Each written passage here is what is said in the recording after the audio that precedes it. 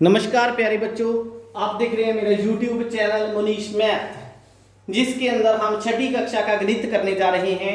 और छठी कक्षा के गणित के 2 अध्याय हमने पूर्ण कर लिए हैं। आज हम बात करने जा रहे हैं तीसरे अध्याय, जिसका नाम है संख्याओं के साथ खेलना, जिसकी पहली एक्सरसाइज 3.1 है। आज हम उसको करेंगे। एक्सरसाइज 3.1 को करने से पहले आपको 2 चीजों का पता होना चाहिए। 2 शब्द ऐसे हैं जिनके बारे में जानकारी होनी चाहिए। कौन से शब्द हैं वो? पहला शब्द है आपके पास गुणनखंड। आपको पता होना चाहिए कि गुणनखंड क्या होता है, ठीक है, जिसको इंग्लिश के अंदर फैक्टर भी बोला जाता है, फैक्टर। उसके बाद आता है गुणज, जिसको मल्टीपल बोला जाता है इंग्लिश के अंदर, ठीक है। तो गुणनखंड क्या होता है, गुणज क्या होता है, गुणनखंड और गुणज में डिफरेंस क्या होता है। सबसे पहली बात हम इसी की कर रहे हैं कि गुणनखंड क्या है, गुणज क्या है, ठीक है।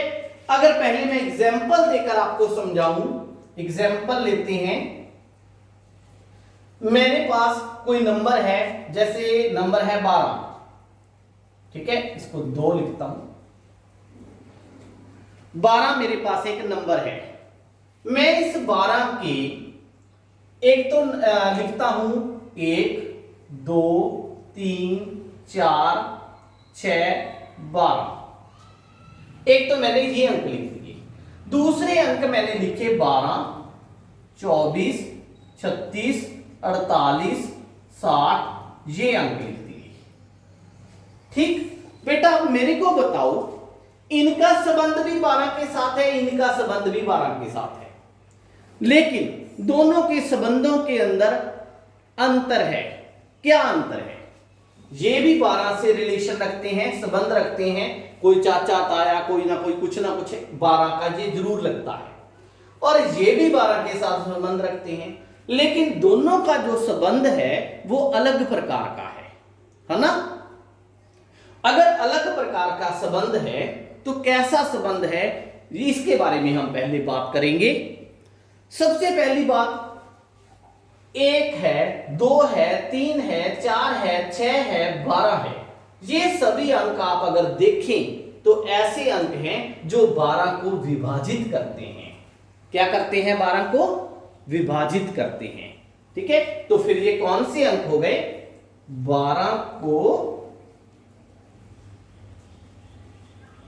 विभाजित करते हैं। क्लियर? अब ये वाले अंक कौन से होंगे? फिर अब आपको अंदाजा लग गया होगा, ये वाले अंक कौन से होंगे। फिर ये देखो, इसको थोड़ा सा अगर आप गौर से देखो तो सारे के सारे अंक 12 के पहाड़े के अंदर आते हैं। कई बच्चे तो सोचेंगे बेटा, मतलब सर आपने तो 12 का पहाड़ा ही लिख रखा है यहाँ पे। ठीक है, सही बात है आपकी, मैंने 12 का पहाड़ा ही लिखा है, लेकिन 12 के पहाड़े का मतलब क्या होता है?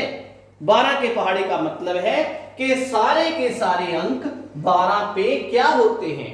विभाजित होते हैं। 12 पर विभाजित। क्लियर हुई बात? देखो, इनमें से 2 तरह के संबंध बनते हैं 12 के साथ। पहले वो अंक हैं जो 12 के पहाड़े 12 को विभाजित करते हैं, ठीक है। पहले अंक मैंने लिखे 1 2 3 4 6 12, मतलब ये वो अंक हैं जिनके पहाड़े में 12 आता है, जिनके पहाड़े में 12 आता है।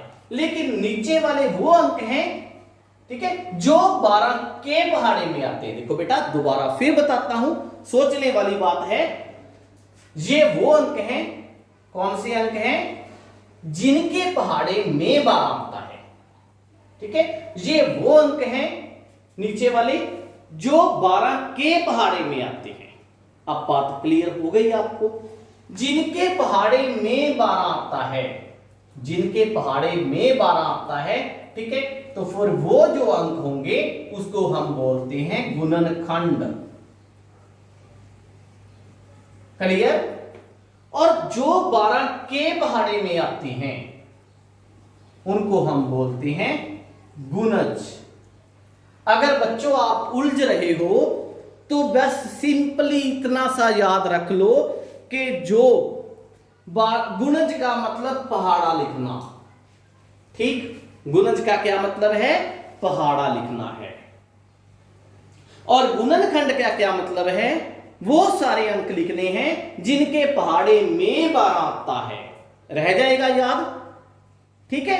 तो हम और एग्जाम्पल लेते हैं कोई आपकी एक्सरसाइज के बीच में से। पहला प्रश्न है, यहां पे ना आपको कई अंक दे रखे हैं, उन्होंने कहा है कि इनके गुणनखंड लिखें।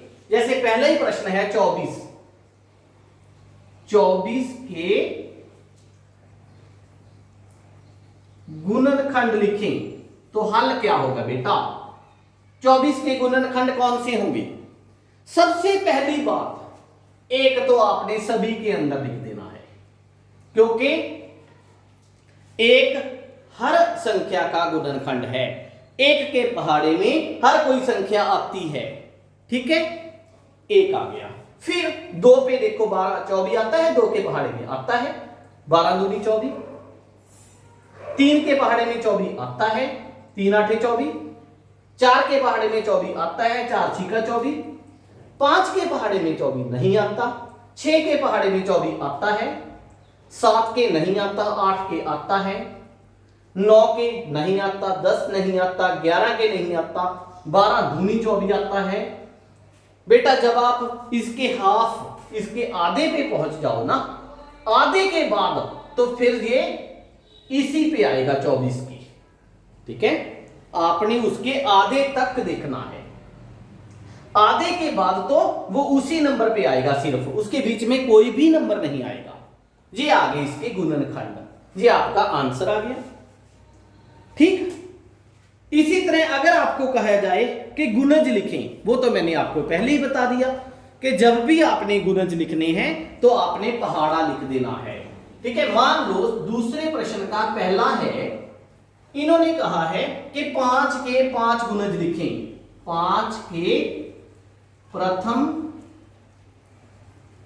5 गुणज, ये कहा है। तो हल क्या आएगा, जब उत्तर क्या आएगा आपका, 5 10 15 20 25, 5 का पहाड़ा लिख दो आप, बस। बात क्लियर हो रही है ना। अब मेरे को लगता है आपको ये बात पूरी तरह क्लियर हो चुकी है कि गुणनखंड क्या होता है, गुणज क्या होता है। अगर बात नहीं क्लियर हो तो वीडियो को एक बार फिर देखना, 2 बार देखना, 3 बार देखना, आपको क्लियर हो जाएगा कि गुणनखंड क्या है, गुणज क्या है, ठीक है। दोबारा एक बार फिर मैं रिकैप करवाता हूं। गुणनखंड वो अंक होते हैं जिनके पहाड़े में वो संख्या आती है, और गुणज वो होते हैं, ठीक है, जो उसके पहाड़े में आते हैं, ठीक है, जो उसके जिस संख्या का हमने गुणज ज्ञात करना है, उस संख्या के पहाड़े में जो भी संख्याएं आती हैं वो क्या होती हैं, गुणज होती हैं। और गुणनखंड जिनके पहाड़े में वो आती है। क्लियर।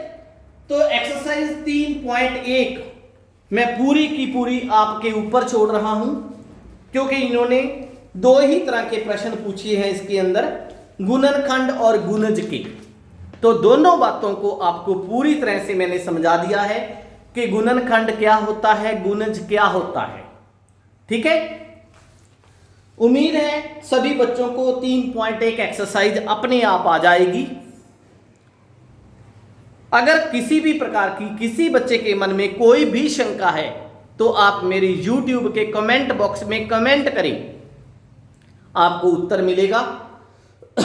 और अगर वीडियो अच्छी लगी तो अपने मित्रों के साथ साझा करें, मेरे YouTube के चैनल को सब्सक्राइब कर लें, ताकि नई वीडियो जब मैं अपलोड करूं तो आपको उसकी नोटिफिकेशन ऑटोमेटिक मोबाइल पर आ जाए।